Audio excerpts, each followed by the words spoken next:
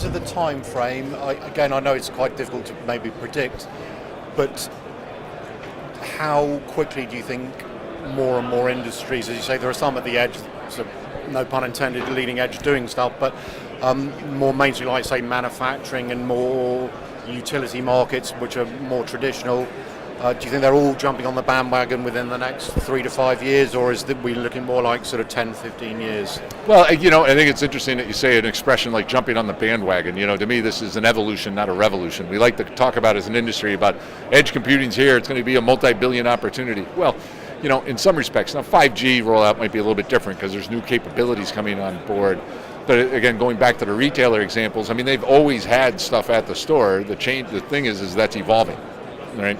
And many times with our teams internally, I'll talk about it's like the frog in boiling water. Edge is happening around us, and the question is, are we responding to what those needs need to be?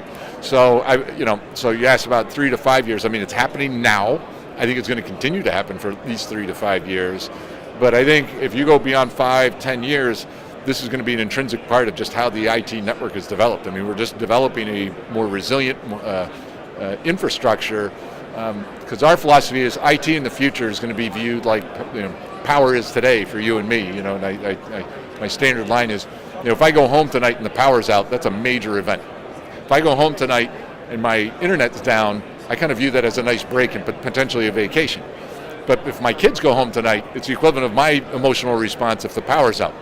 It is a major event for them. So I think that's really what edge computing is actually about, is how are we actually going to build a highly resilient IT hybrid environment? And it's not going to be just about centralized data centers, regionally data centers, but how's the regional, the centralized data center, and the local edge, how are those all interacting and architected, including the applications running on them, so that they can become much more available and resilient than where they are today.